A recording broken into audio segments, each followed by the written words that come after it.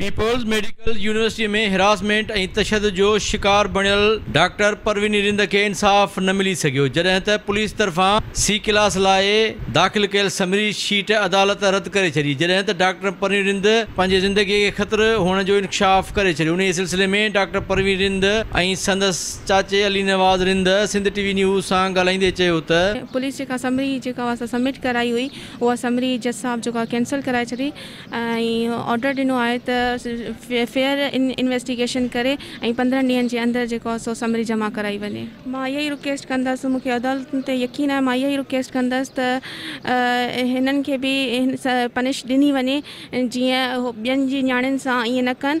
शायदि हे जवाबदारनि खे तॾहिं पकड़ींदा जॾहिं असांखे मारींदा या मूंखे मारे छॾींदा। ख़तरो आहे जान खे? जी बिल्कुलु ख़तरो आहे। हिन महिल बि तव्हां ॾिठो त वीडियो पेज कवरेज ते असां जीअं ई गाॾी मां लथा आहियूं असांजी यको वीडियो बि कवरेज ते ऐं उन्हनि जवाबदारनि ॾे बि मोकिली वञे।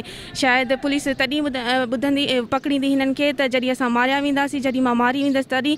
मां चीफ जस्टिस साहब खे हथ ॿधी रिक्वेस्ट कंदसि नवाब शाह पुलिस इंतज़ामिया ते नोटिस वठे। अॼु असांजो वीडियो थियो आहे, शायदि असीं रस्ते में वञूं असांजे मथां को अटैक थिए, असीं हिन महिल ताईं पुलिस खे जेको आहे 15 ते इतला कयो आहे। मूं वटि नंबर आहे, हिन महिल ताईं पुलिस अचण लाइ तयारु कोन्हे। माना असांखे हथ वठी पुलिस हितां जी माराए पई।